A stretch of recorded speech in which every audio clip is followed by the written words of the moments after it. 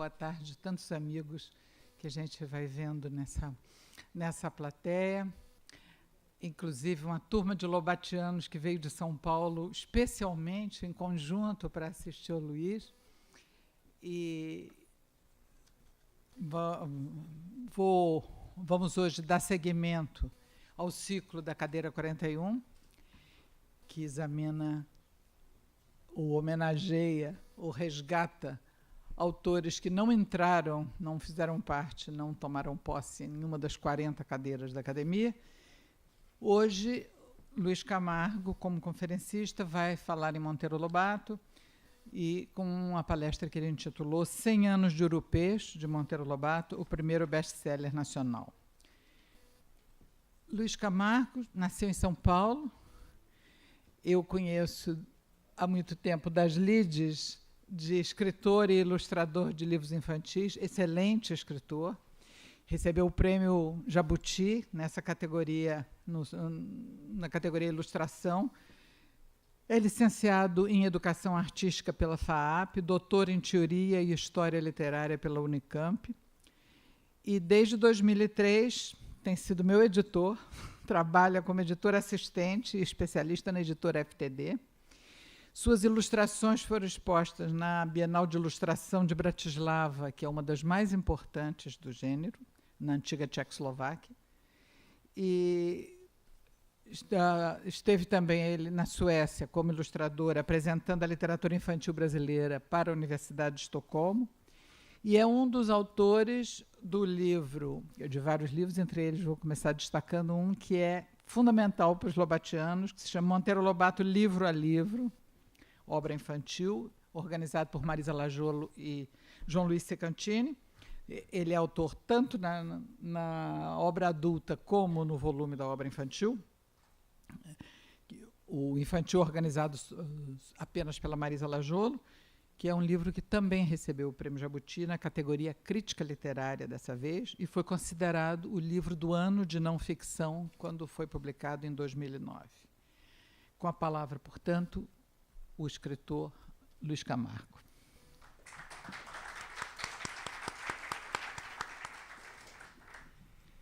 Senhores acadêmicos, público presente, internautas, muito boa tarde. Agradeço a Ana Maria Machado a essa apresentação e o convite para falar sobre Monteiro Lobato neste ciclo Cadeira 41. Quero dedicar esta conferência a duas professoras.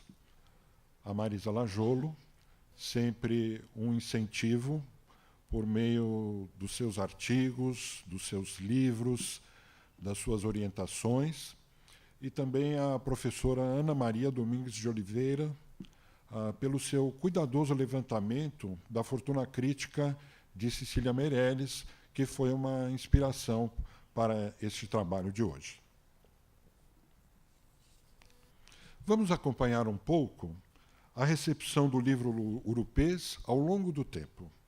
Ou melhor, de um tempo, o tempo de Lobato. Não pretendo me afastar muito desses marcos. Essa pequena amostra só foi possível graças a um álbum de recortes organizado pela Dona Purezinha, a esposa de Monteiro Lobato, que hoje está na Biblioteca Infanto-Juvenil Monteiro Lobato, em São Paulo, e também graças à Hemeroteca Digital Brasileira, da Biblioteca Nacional, e à Hemeroteca da Biblioteca Digital da Unesp. Inicialmente, vamos conhecer um pouco do livro Urupês, o que Antônio Carlos Sequim denominou na conferência da quinta-feira passada a geografia do livro. Esta é a página de rosto da primeira edição. Nela aparece o nome do autor, o título da obra, o gênero literário, a editora, o local e ano de publicação. Vale lembrar que Monteiro Lobato havia comprado a Revista do Brasil em 3 de maio de 1918, e seu nome aparece no expediente da revista como diretor no número de junho desse ano. Urupês deve ter saído no dia 26 de junho, como se infere de uma carta de Lobato a Godofredo Rangel. Virando a página, encontramos uma explicação desnecessária. Diz ela: entra neste livro de contos uma caricatura que não o é, urupês. Ela veio solver o tremendo problema batismal. E aqui aproveito o lance para implorar perdão ao pobre Jeca. Eu ignorava que eras assim, meu tatu, por motivo de doença. Hoje é com piedade infinita que te encara quem, naquele tempo, só via em ti um mamparreiro de marca. Perdoas? O desenho da capa e algumas letras assinadas W saíram da pena de Watts Rodrigues. O resto é obra de um curioso sem estudos que teve a sensatez de não assiná-los. Por meio dessa explicação, o autor sinaliza o caráter híbrido do gênero literário do livro, contos e uma caricatura que não o é.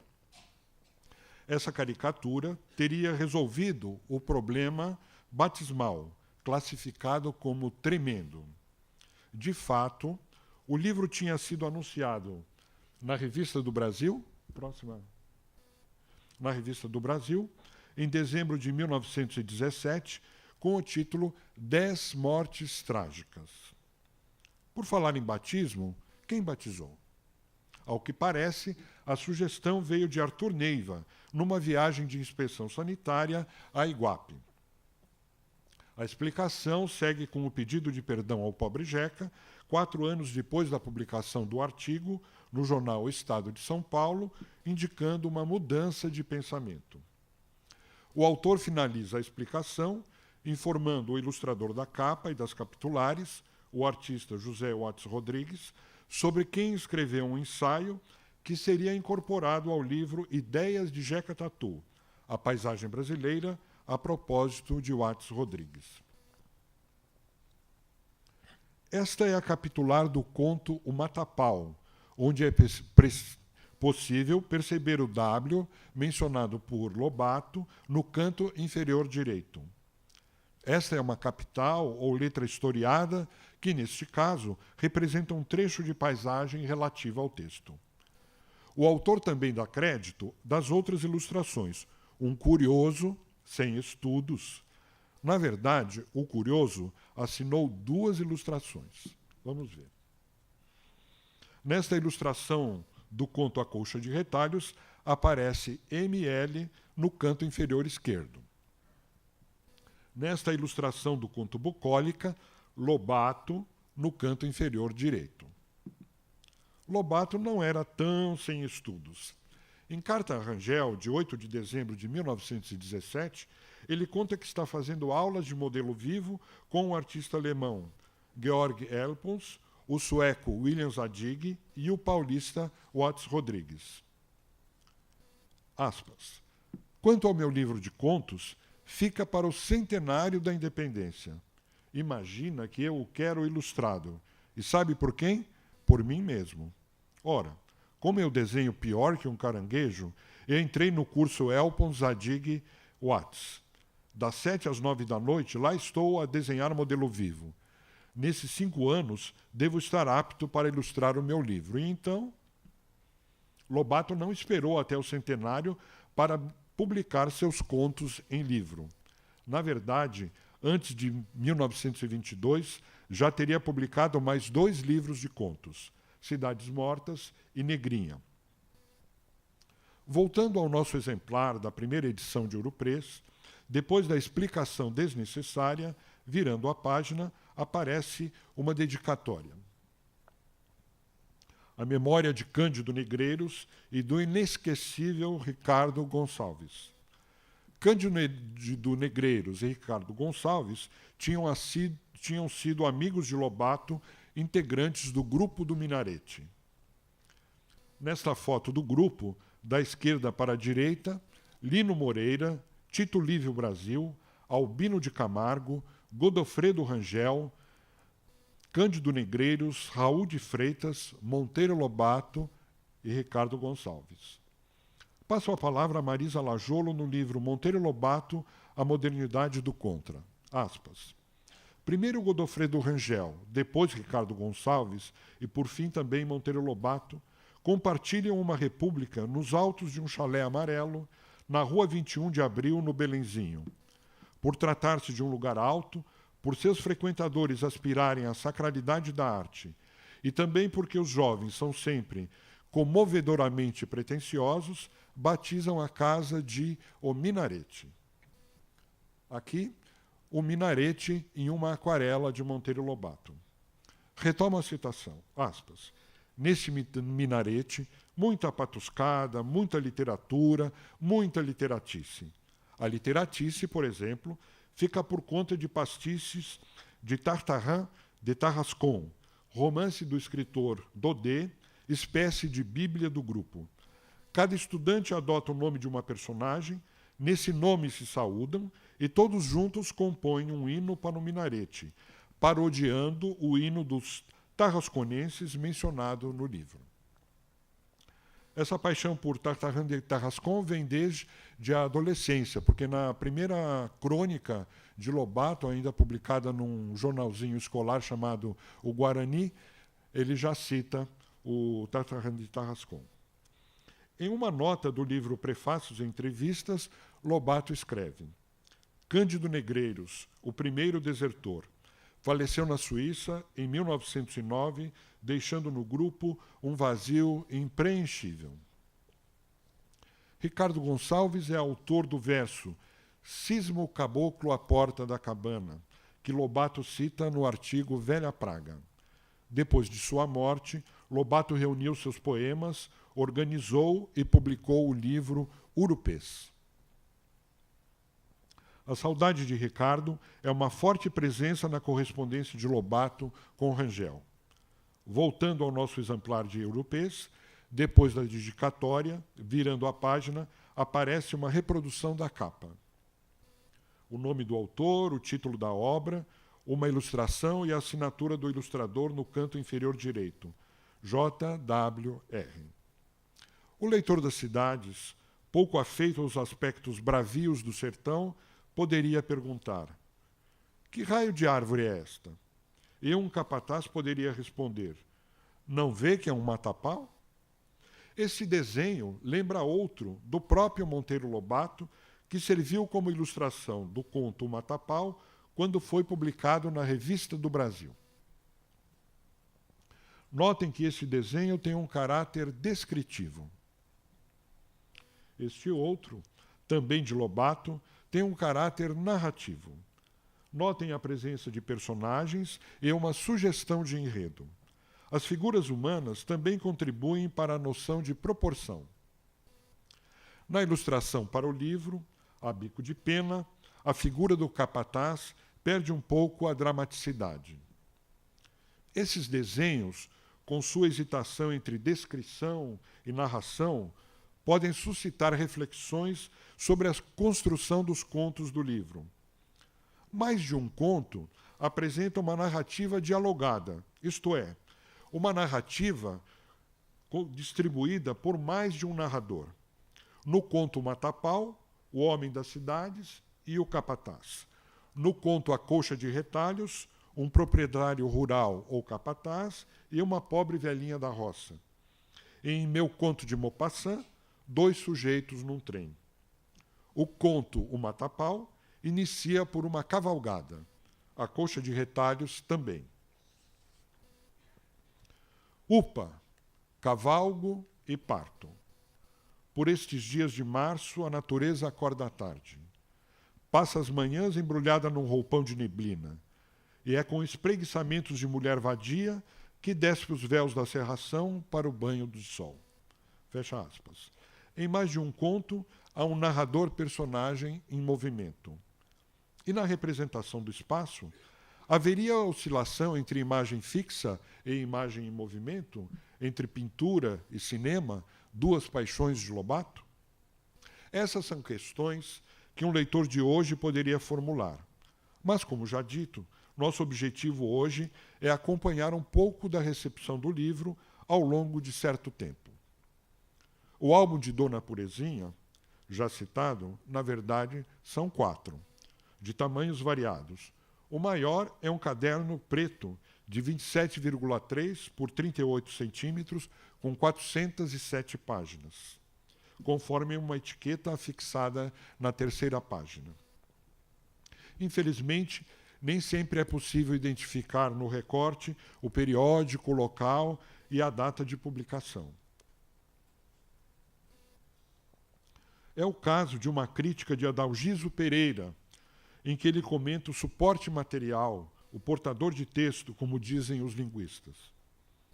Aqui está um livro cuja aparência ilude. Ilude mesmo mais do que se poderia supor. Com efeito, modesto no trajo, dir-se-ia que se envergonha de vir a público. Até parece a pedir desculpas de tamanho atrevimento. Acabo de vê-lo numa das nossas livrarias. Que mofina presença, que ar canhestro o seu!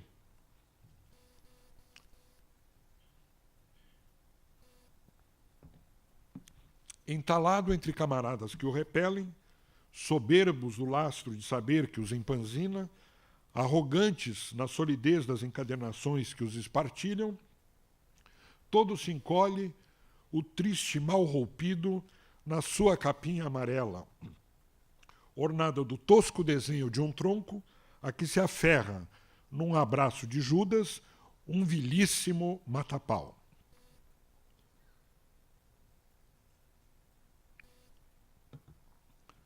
Tão fina, tão rala, pobre capa, que mal o abrigará do frio insólito destes dias de julho.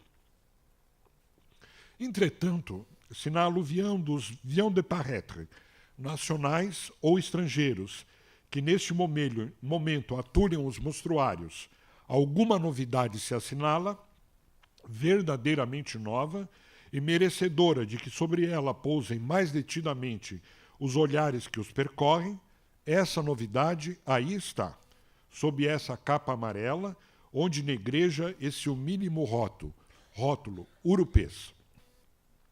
Em carta de 29 de agosto de 1919, a Godofredo Rangel, Lobato escreve: aquela história do Adalgiso sobre o aspecto do livro é pura ancilostomose mental. O pobre Adalgiso é uma caixa de fósforos com fósforos já queimados. Não dá fogo. E mais adiante, o José Maria Belo e o País falaram dos urupês. De fato, o crítico literário pernambucano José Maria Belo, colaborador da Revista do Brasil, havia escrito uma crítica publicada no Correio da Manhã em 8 de agosto de 1918. A primeira surpresa que me causou o formoso livro de contos do Sr. Monteiro Lobato foi o realismo sentido com que ele viu os homens e as coisas sertanejas. O Sr. Monteiro Lobato, que deve ter vivido longamente a vida do interior paulista, não quis iludir o testemunho dos seus sentidos, oferecendo-nos um sertão de fundo de apoteose. O seu livro tem um sabor forte de verdade, que ele viu e sentiu. E por isso mesmo se torna, através da ficção literária e de possíveis exageros românticos, um documento doloroso sobre a vida que ali se leva, nas fazendas e nas aldeias. Nele passam as misérias, as rivalidades e os despeitos mesquinhos, a velhacaria, a deslealdade, as superstições grosseiras, os crimes impunes, as explorações de toda espécie que consomem e dividem os homens e não constituem praga exclusiva da cidade. Essa crítica não ficou perdida nas páginas de jornal. No mesmo ano, foi incorporada ao livro Rui Barbosa e Escritos Diversos, Ensaios Políticos e Literários.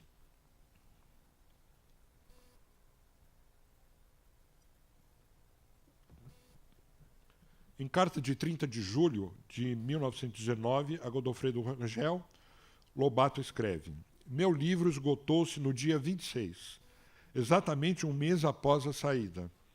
Estou a rever as provas da segunda edição, eu e o Adalgiso, esse maravilhoso mestre em vírgulas e pronomes no lugar. Ele pega as menores pulgas e estala-as nas unhas, dizendo: Tu és uma besta, Lobato. No prefácio da segunda edição de Urupês, Lobato registra a colaboração de Adalgiso.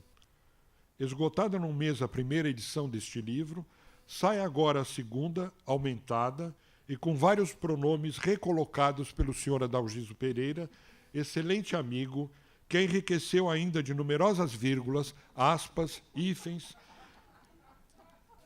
e outras miudezas cuja ausência afeiava o original. Adalgiso faleceu em 13 de novembro de 1918. Na Revista do Brasil do mesmo mês, Lobato publicou uma nota sobre ele, mais tarde incorporada ao livro Críticas e Outras Notas. Aspas. Emérito sabedor do vernáculo, não era um carrança incompreensivo, sabia ductilizar as regras, de modo a alterar-se a concepção da língua como organismo vivo em perpétuo evoluir, embora conservando sempre, como alma imortal, o conjunto de características a que chamam gênio. Não pôde Adalgiso legar ao país o seu espírito cristalizado na obra de que era capaz.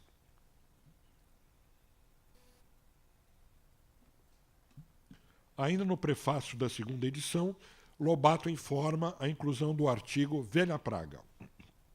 E para ele, isto é, o livro Urupês, entra mais uma, como direi, o gênero é inclassificável, mais uma indignação. Velha Praga. Explica-se. Velha Praga é a verdadeira mãe dos Urupês, e não era justo separar a mãe do filho. Entra o artigo Velha Praga, mas sem a capital historiada que aparece no início dos contos e do artigo Urupês. Essa é a capa amarela da primeira edição. Vamos ver a Velha Praga. A próxima imagem. Isso aí é a capa do livro de ensaios do José Maria Bello. A próxima. E aí, então, a Velha Praga, que não tem a capitular historiada. Essa é apenas uma das inúmeras alterações feitas por Lobato nos contos e nos livros até a edição das suas obras completas em 1946.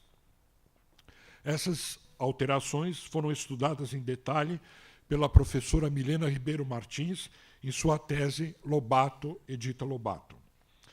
Vamos acompanhar a recepção de Urupês, destacando os membros desta casa. Pelo menos 3 fundadores da Academia Brasileira de Letras saudaram a publicação do livro Urupês.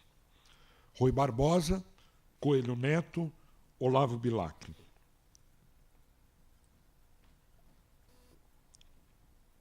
De Bilac temos o registro de conversas narradas pelo poeta mineiro Heitor Lima, que Lobato transcreve no final do seu livro Os Negros, de 1921. Aí está a capa. Passo a palavra a Silza Calabinhoto, em seu livro Figuras de Autor, Figuras de Editor, as práticas editoriais de Monteiro Lobato. Aspas. Extenso anúncio publicitário das obras de Monteiro Lobato, publicado no final do livro Os Negros, transcreve em quase 2 páginas opinião da crítica sobre, principalmente, Urupês. A primeira opinião reproduzida é o início da conferência A Questão Social e Política no Brasil, proferida por Rui Barbosa, que cita vários parágrafos do artigo Urupês e teria contribuído para aumentar a venda do livro homônimo de Monteiro Lobato. Em seguida, há uma reprodução parcial do artigo Tarde, de Heitor Lima, que trata do livro póstumo de Olavo Bilac, publicado em 1919. De Coelho Neto, o Centro de Documentação Alexandre Eulálio, da Universidade Estadual de Campinas, conserva uma capa datada de 1º de novembro de 1918. No álbum de Dona Purezinha, há um recorte de jornal que transcreve essa carta. O dia 20 de março de 1919, assinala uma data muito importante na história da recepção do livro Urupês. Nesse dia, no Rio de Janeiro, no Teatro Lírico, teatro que foi demolido em 1934, Rui Barbosa, então em campanha presidencial, faz um discurso sobre a questão social e política no Brasil, citando logo no início Jeca Tatu, Urupês e Monteiro Lobato. Aspas. Senhores, conheceis porventura o Jeca Tatu dos Urupês de Monteiro Lobato, o admirável escritor paulista? Tivestes algum dia ocasião de ver surgir debaixo desse pincel de uma arte rara na sua rudeza, aquele tipo de uma raça que entre os formadores da nossa nacionalidade se perpetua a vegetar de cócoras, incapaz de evolução e impenetrável ao progresso? Esta fotografia, conforme legenda da época, mostra o senador Rui Barbosa no momento em que ia proferir a sua notável conferência no Teatro Lírico.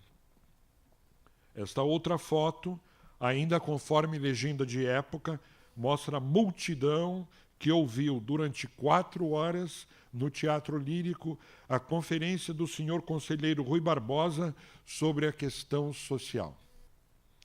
Como se percebe, o substantivo feminino a multidão designa, neste caso, uma plateia masculina.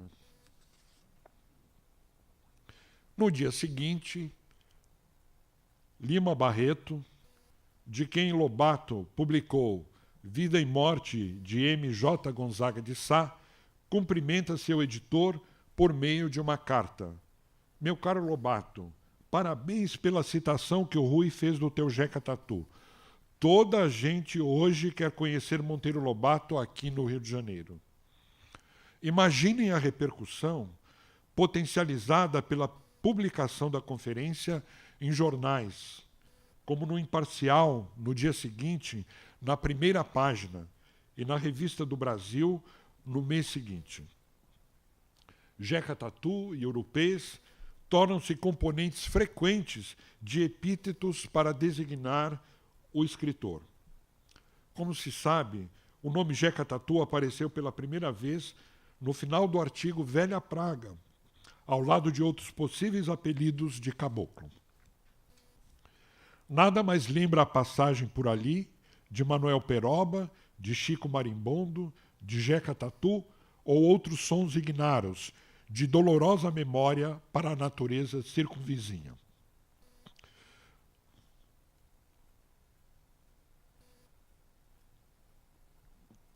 No artigo Urupês, Jeca Tatu é assim definido.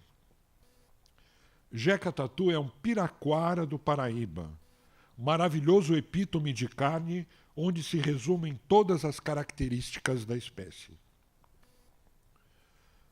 Conforme ensina o Visconde de Beaurepaire-Rohan, no seu dicionário de vocábulos brasileiros, piraquara é a alcunha com que se designam os moradores da margem do Paraíba do Sul, cuja indústria consiste na pesca. Depois de Rui, Jeca passa de representante de uma região específica do interior de São Paulo para representante do brasileiro, como se pode ver nesta charge de J. Carlos, publicada na capa da revista Careta em 3 de abril de 1920. A charge tem o título O Nosso Ferro e a seguinte legenda: o negócio está difícil, porque Jeca Tatu está por trás da pedra. Notem Tio Sam tentando extrair uma commodity e a resistência do Jeca. Nesta caricatura de Benedito Bastos Barreto, o futuro Belmonte, Monteiro Lobato é designado o fino conteur de Urupês, impiedoso caricaturista de Jeca Tatu. A obra do criador de Jeca Tatu é o título de um artigo de Lima Barreto, publicado na Gazeta de Notícias, incorporado ao livro Marginália, organizado pelo próprio autor, mas só publicado póstumamente em 1953. Em 1943, Gilberto Freire faz uma análise da importância de Eurupês. Passo a palavra ao escritor pernambucano. Aspas. Quem diz Eurupês diz uma revolução nas letras brasileiras. Para a vitória do livro, concorreu poderosamente o velho Rui, quando, em discurso célebre, destacou a significação social do Jeca Tatu.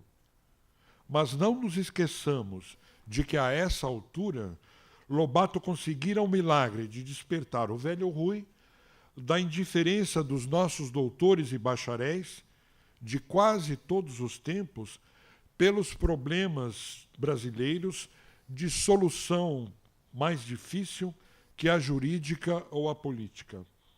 Indiferença em que se extremou uma geração inteira de intelectuais brasileiros, a dos primeiros decênios da República.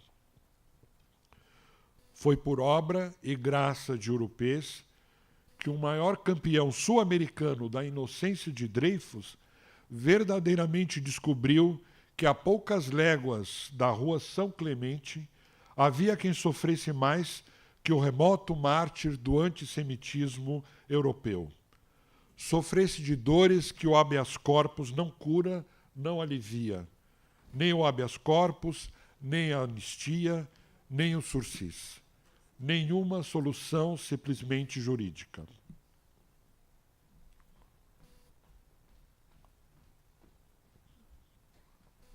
Vários acadêmicos e várias acadêmicas escreveram sobre Lobato, desde a publicação de Eurupês até a publicação do livro Monteiro Lobato, Vida e Obra, de Edgar Cavalheiro.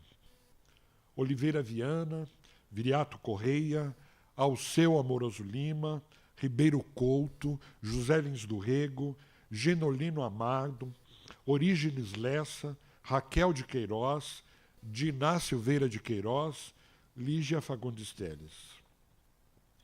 Apenas como amostra, vou citar alguns fragmentos de Menotti Delpicchia, que escreveu várias vezes sobre Lobato ao longo de mais de 30 anos. Vale lembrar que Lobato foi editor de vários de seus livros, entre eles O Homem e a Morte, com ilustração de capa de Anita Catarina Malfatti, de quem se vê a assinatura ACM no canto inferior direito. Inicio por um artigo da série Cartas a Crispim, publicado no Correio Paulistano em 11 de outubro de 1920. Seu retrato, duas sobrancelhas enormes, definitivas, monumentais, chinesas, duas brochadas de nanquim, sem solução de continuidade, riscando num quadrado de rosto moreno um enorme três, capeloso e deitado. Emboscados sob essa macega negra, vivem vivos dois olhos miúdos e irrequietos. Esse retrato pode evocar a caricatura de Voltolino, publicada no I Pasquino Coloniale, jornal em italiano, publicado em São Paulo na edição de 4 de dezembro de 1920. Aspas. Foi Monteiro Lobato quem inventou a língua brasileira. Antes de Lobato, falávamos português. Um belo dia, esse caipira saltou nas colunas dos jornais reclamando sobre qualquer coisa. Como seu estrilo era sincero, saiu ele vivo, esguichado como um jato de petróleo, reluzindo ao sol arco-irizado e magnífico. Ele mesmo, talvez, fosse o primeiro a espantar-se com a revelação. Uai, querem ver que estou fazendo estilo? Monsieur Jourdain, em Ambiquara, dera ao Brasil a sua língua. Final de aspas. Na crônica social Monteiro Lobato Acadêmico, publicada no jornal Correio Paulistano em 14 de julho de 1921, Menotti escreve: Monteiro Lobato foi, no sentido novo que se dá ao termo, um dos nossos primeiros futuristas. Com seus admiráveis artigos, esfarelou a tacapadas épicas, os estilinhos melosos que triunfavam por aí. Com seus diabólicos escritos, arremangados e corrosivos, acabou com a prosa açucarada e melíflua que tinha a soporífera faculdade de fazer concorrência ao clorofórmio ou à infusão de papoulas.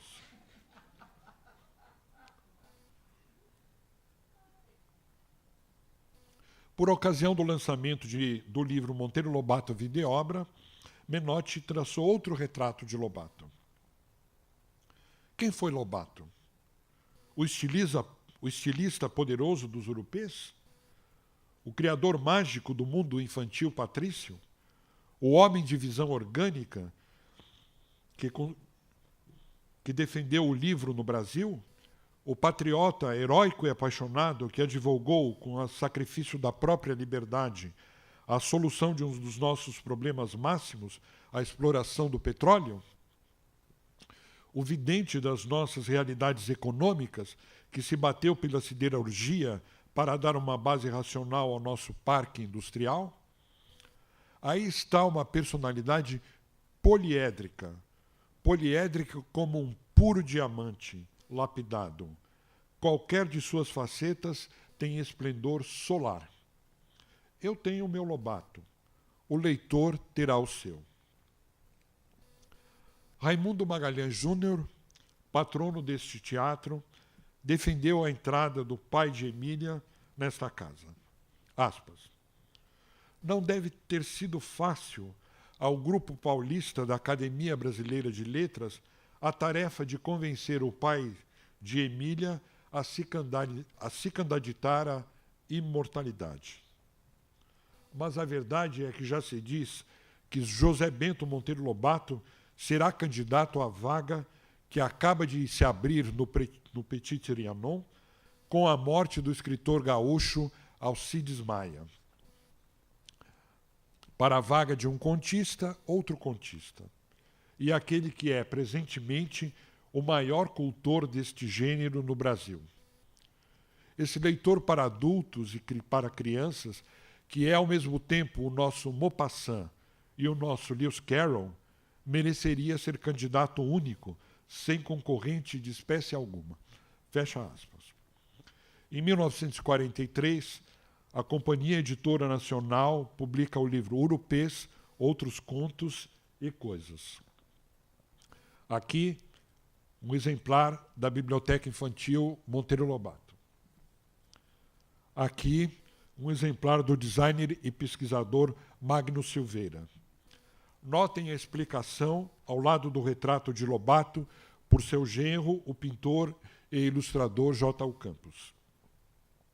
Edição Ônibus, comemorativa do 25º aniversário da estreia do escritor, contendo a matéria de Urupês, Cidades Mortas, Negrinha, Macaco que se fez homem, entre parênteses, o correto seria O Macaco que se fez homem, Os Últimos Contos, excertos de outros livros e avulsos. O livro traz a seguinte dedicatória: a Carlos Susequim de Mendonça, pai do jubileu, oferece Monteiro Lobato. Em sua tese sobre o diário pessoal do jurista Carlos Susequim de Mendonça, Adriana Susequim de Mendonça registra entre as obras do autor a conferência Monteiro Lobato, antes, ao tempo e depois dos Urupês, que teria sido pronunciada no recinto da Câmara dos Vereadores do Distrito Federal em 1943. Ainda não consegui localizar esta conferência, mas Adriana transcreve a carta de agradecimento de Lobato. Aspas. Meu caro Carlos Susequim de Mendonça, recebi tua carta de 3 e todas as informações da festa. Que esplêndido e generoso és. Quanto trabalho tudo isso se revela. A súmula das conferências denota tanta leitura e tanto escabichamento da vida e ação do Monteiro Lobato que ele abriu a boca. Nunca supôs que houvesse alguém que dele soubesse tanto. E foi tanto o feito que estou eu agora atrapalhado para agradecer. E o brado de alarma que você deu repercutiu e continua a repercutir. Cresceu uma onda. Multiplicaram-se os centros de cultura e bibliotecas com o meu nome. Acabo verando como o general Polidoro da Guerra do Paraguai, que adquiriu uma séria função onomástica. Para bibliotecas e centros de cultura no interior, o nome da moda é o meu, graças à indiscrição do Carlos Susequim de Mendonça. Com as bodas de prata. Veja a força das bolas de neve. Em Taubaté, a cidade em que eu nasci e nunca me engoliu, vão fazer 3 coisas. Um edifício que lá estão construindo de 10 andares, o maior arranha-céu do Vale do Paraíba, receberá o nome de Edifício Urupês. E haverá o Centro de Cultura Monteiro Lobato e a Biblioteca Infantil Monteiro Lobato em edifício próprio e representando o sítio de Dona Benta, com decorações murais representando episódios das minhas histórias. Uma coisa realmente linda. E a quem as crianças de Taubaté vão dever isso? Ao Carlos Susequim de Mendonça. Porque se ele não descobre a paca, ninguém daria pela sua existência, nem ela própria. No mesmo ano, Oswald de Andrade escreve um artigo, em forma de carta, publicado no jornal Estado de São Paulo, incorporado ao livro Ponta de Lança, ainda no mesmo ano. Cito o início. Carta a Monteiro Lobato. Meu velho amigo, quero também trazer as minhas flores aos 25 anos moços de Urupês. Transcrevo de um diário. Na salinha da revista, metralhada de estalidos da Hamilton. Lobato tira talões de recibo e berra para o Caiube. 10 Urupês, 30 sacis, 40 mulas sem cabeça. Nacionalismo e comércio. O país que lê. Depois, Lobato está célebre. O René Thiollier quer almoçar com ele no Jabaquara. Esse trecho merece alguns comentários. Inicio pelo destinatário, meu velho amigo. A amizade de Oswaldo de Lobato vem de longe, como sugere esta fotografia, que registra um piquenique em homenagem ao acadêmico Emílio de Menezes, em setembro de 1915.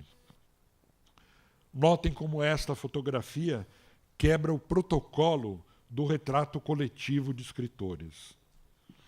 Já na edição de 3 de julho de 1915, o Pirralho, jornal de Oswald de Andrade, anunciava: Monteiro Lobato vai reunir em volume os seus ensaios sobre os urupês de pau podre.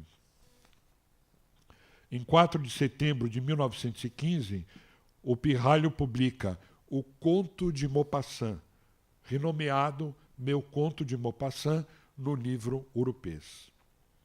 A expressão salinha da revista alude à redação e administração da Revista do Brasil, que funcionava na Rua da Boa Vista, 52. Essa fotografia traz a seguinte legenda. Alô? Hein? 300 assinaturas da Revista do Brasil? Ah, Urupês estão esgotados. A expressão metralhada de estalidos da Hamilton sugere o uso da máquina de escrever. Pode evocar o anúncio publicado por Lobato no Saci Pererê, resultado de um inquérito. Um dos vários anúncios protagonizados pelo Saci, sempre pelo traço de Voltolino. O Caiube é Alarico Caiube, que aparece no expediente da revista como secretário de janeiro de 1919 a julho de 1920. Os 30 sacis podem se referir ao Saci Pererê, resultado de um inquérito de 1918. Notem o Saci no meio do rodamoinho e a assinatura de Otis Rodrigues no canto inferior direito. Os 30 sacis também podem se referir ao livro infantil O Saci, de 1921. Notem Pedrinho apanhando um saci com peneira num redemoinho, como lhe é ensinado por tio Barnabé. As 40 mulas sem cabeça podem se referir a um livro do futuro acadêmico Gustavo Barroso. Não sei se é o almoço citado por Oswald, mas houve um almoço no Jabaquara. Esta foto, publicada na revista Fonfon, de 7 de setembro de 1918, traz a seguinte legenda: Almoço a Monteiro Lobato. Realizou-se no Parque Jabaquara o almoço que os amigos e admiradores do senhor Dr. J.B. Monteiro Lobato lhe ofereceram, comemorando o aparecimento do seu livro Urupês, já em segunda edição. O homenageado é o quarto, sentado, a contar da direita.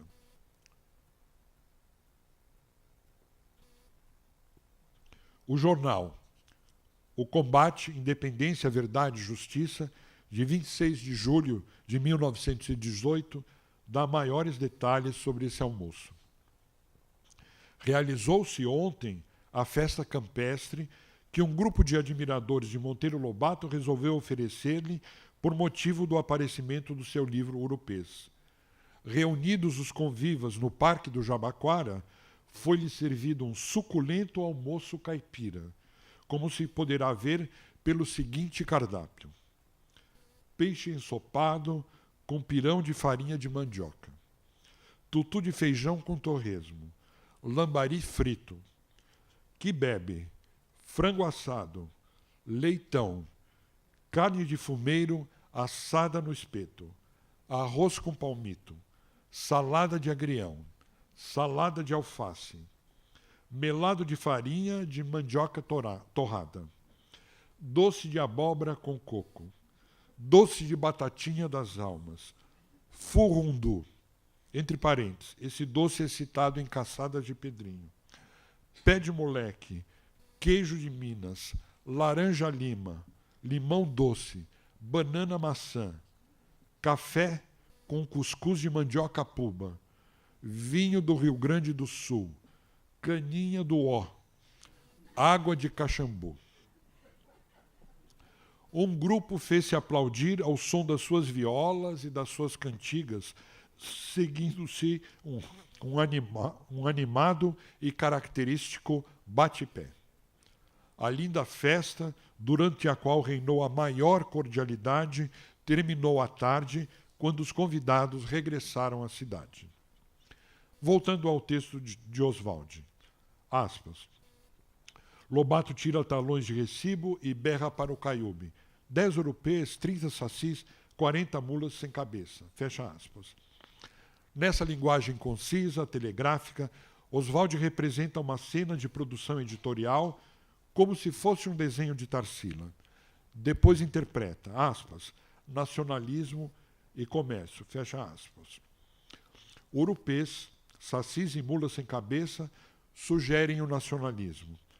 Talvez Oswald pudesse escrever consciência criadora nacional, um dos 3 princípios fundamentais do modernismo, segundo a formulação de Mário de Andrade na conferência O Movimento Modernista de 1942. Nacionalismo e comércio, o país que lê. Oswald de Andrade toca num ponto fundamental que poderia ser assim enunciado: não há literatura sem livro. Isso significa reconhecer que os escritores escrevem textos e que, para chegar ao leitor, é preciso passar por uma complexa cadeia de produção e comércio. Em entrevista ao Jornal do Rio de Janeiro, em 21 de novembro de 1926, ao jornalista Peregrino, provavelmente o futuro acadêmico Peregrino Júnior, Lobato revela uma aguda compreensão histórica do que Antônio Cândido irá denominar sistema literário. Aspas. Não há literatura sem livro. Não há livro sem indústria impressora. Para que não houvesse indústria impressora, mãe de uma possível literatura, a boa Dona Maria I abriu as hostilidades com a famosa Carta Régia que mandava destruir os prelos de Taquara do Brasil Colônia. A benemérita senhora impedia, assim, que se distraíssem em publicar acrósticos ou charadas os colonos que do reino vinham moer cana-de-açúcar e catar ouro nos garimpos. E mais adiante. Não pode haver movimento de uma coisa que não se movimenta por falta de rodas. As rodas da literatura são os livros. Se não pode haver livros, como falar em movimento literário? A agitação apenas. Concluo esta coxa de recortes com a crítica de Antônio Cândido para o livro A Barca de Gleire, 40 anos de correspondência literária entre Monteiro Lobato e Godofredo Rangel, lançado em 1944. Um pequeno parêntese. Quando se fala em A Barca de Gleire, logo surge a pergunta: e as cartas de Rangel? Sabe-se que o acervo está preservado em Belo Horizonte, sob responsabilidade do crítico de arte, pintor, desenhista, poeta e professor mineiro Márcio Sampaio. E pode chegar a livro em breve, como informou o escritor e jornalista mineiro Carlos Herculano Lopes em 27 de abril de 2013. Este slide mostra o recorte no álbum de Dona Purezinha, apenas para dar uma ideia da composição gráfica do texto. Trata-se de uma crítica exemplar, que merece uma análise como aquelas que Cândido nos legou no seu livro Na Sala de Aula. Não é necessário ressalvar que nesse livro ele analisa poemas. Concluindo, cito o último parágrafo dessa crítica, que também é um convite à leitura. Aspas.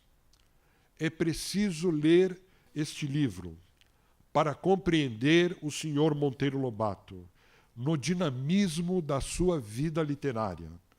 Homem complexo, muito moderno para ser passadista, muito ligado à tradição literária para ser modernista.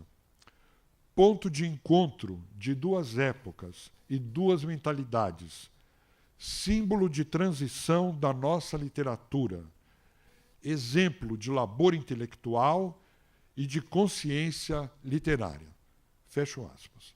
Muito obrigado.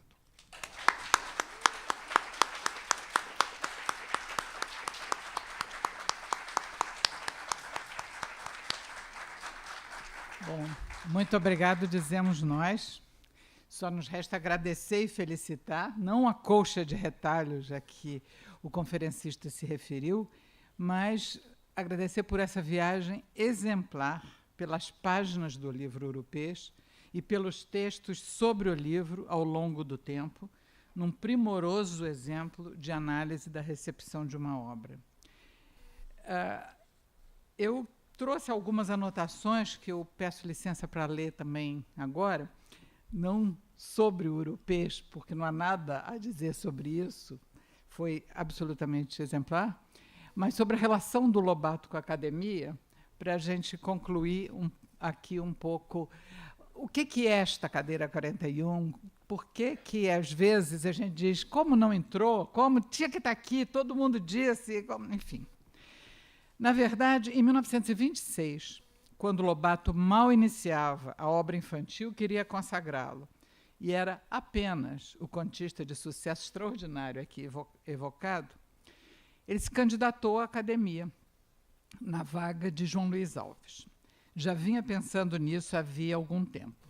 Numa carta a Godofredo Rangel, nessa ocasião, fevereiro de 1926, ele diz que essa era a sua segunda aventura na academia. E, entre aspas, diz: da primeira vez me apresentei e logo depois me arrependi e retirei a apresentação. Fecha aspas. Essa tentativa em que houve o recuo tinha sido em 1922, quando ele tinha 40 anos. Mas o assunto continuara em pauta, pois alguns meses antes dessa carta que eu citei aí, da primeira, em novembro de 1925, ele já falara em outra carta a Rangel de suas dúvidas sobre o assunto. E poucas semanas depois dessa, a correspondência revela que ele traça seu plano de campanha e expõe suas restrições engraçadíssimas ao uso do fardão. Mas dessa vez realmente se candidatou. Adelmar Tavares foi eleito com 23 votos em uma disputa difícil, só decidida no terceiro escrutínio. Ao seu amigo Rangel, Lobato conta, à guisa de explicação, que ele se inscrevera, mas não teve ânimo de fazer campanha, limitando-se a 2 ou 3 visitas aos eleitores. A derrota o desanimou. Jamais quis se candidatar de novo. Não tendo entrado por aclamação, como talvez esperasse, consolidou sua atitude crítica num misto de zombaria e desprezo. Fez como a raposa da fábula, diante das uvas que não alcançava com seus saltos, a desdenhar. Estão verdes.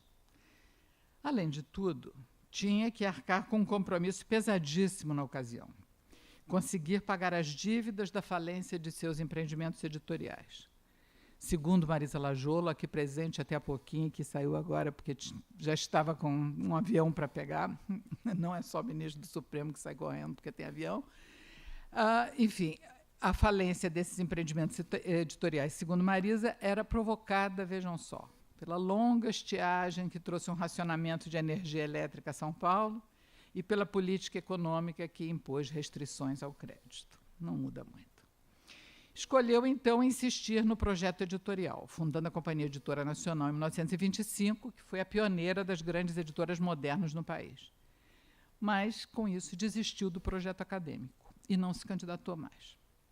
Acontece, porém, que muitos anos depois, já em 1942, referido aqui também, a academia fez uma reforma em seu regimento, seguindo a moda que graçava pelo mundo afora nesse momento, junto com os regimes totalitários que jogavam fora suas leis e as substituíam por outras. O país vivia o Estado Novo, que fizera sucessivas reformas constitucionais para implantar a ditadura de Vargas. E foi para eleger o ditador que se previu, nesse novo regimento da academia, que 10 acadêmicos poderiam apresentar um candidato sem que ele se inscrevesse e pleiteasse a cadeira. Entre aspas, como homenagem. Vargas foi eleito, evidentemente. E, em seguida, para dar legitimidade a esse processo espúrio, pretenderam apresentar o nome de Lobato para se eleger da mesma forma em outra vaga, numa espécie de lavagem do novo método de preenchimento das cadeiras. Quem conhece os princípios éticos de Dona Benta e a radicalidade libertária dos personagens do Sítio do Pica-Pau Amarelo, bem pode imaginar a veemência com que Monteiro Lobato recusou a sugestão. Ao comentar esses episódios, o acadêmico Alberto Venâncio conclui que, na verdade, não foi a academia que rejeitou Lobato, mas Lobato que rejeitou a academia, em definitivo. Isso não significa, porém, que não tenha mais pensado nela. Num de seus livros póstumos, Histórias Diversas, inclui-se a história O Centaurinho, que tem mais um personagem que ele acrescenta a seu elenco do sítio, o personagem de Meio a Meio, o potro de Centauro, com quem Pedrinho, Emília e o Visconde tinham feito amizade em Os 12 Trabalhos de Hércules. Graças a ele, a ABL entrará na obra infantil de Lobato, em meio a deliciosas reflexões sobre a linguagem. Vale a pena ler o trecho que eu trouxe para concluirmos com as próprias palavras do autor. Então, agora, citação do Lobato nesse livro. Apesar da estranheza que era a presença de um centauro no sítio de Dona Benta, uma semana depois já estavam tão familiarizados com ele como se ali tivesse nascido e vivido a vida inteira. E em que língua se entendiam? Ora, na língua da Emília, que era a língua geral de todos ali. O rinoceronte, a vaca moxa. A língua da Emília era uma mistura de português, castelhano, gíria, expressões inglesas como all right, ok e mind your business, cuide do seu nariz, tudo misturado com caretas, micagens e gestos de todos os tipos, pinotes, botamentos de língua, espirros e até pontapés. A palavra atenção, por exemplo, fora substituída por um pontapé na canela. Era tão expressiva a língua da Emília que um filósofo inglês que pousou uma noite no Pica-Pau Amarelo disse mais tarde a Bernard Shaw: a língua universal com que há tanto tempo a humanidade sonha não é em nenhuma universidade que se está formando, e sim no maravilhoso sítio de Dona Benta. E consta que Bernard Shaw tomou a seguinte nota em sua carteira: descobrir Emília e conversar com ela. O que foi a vida de meio a meio no sítio de Dona Benta requer para ser contado um livro de 300 páginas, e talvez um dia apareça com o título Um Centauro no Mundo Moderno. Hoje vamos apenas narrar um casinho interessante que aconteceu. Havendo o Visconde de Sabugosa entrado para a Academia Brasileira de Letras, Dona Benta fez questão de ir ao Rio com todo o pessoal do sítio a fim de assistir à cerimônia da posse. A eleição do Visconde correra muito barulhenta, graças à oposição dos imortais que não tinham em casa filhos crianças e, portanto, ignoravam quem fosse esse tal sabugo científico. Emília, empenhadíssima na vitória do Visconde, teve de desenvolver uma atividade prodigiosa na remessa de leitões assados, cestas de jabuticabas, linguiças de lombo, farinha de milho de beijuzinho, quartos de paca, pencas de codornas e perdizes e até de cambadas de lambaris do rabo vermelho, com algumas pirapitingas entremeadas, a fim de conseguir votos. É pela boca que se pega o imortal, dizia ela. E é pela palavra que se pega o leitor, como sabemos todos nós que tivemos a felicidade de ler Lobato em crianças ou em adultos, com ou sem academia. Então,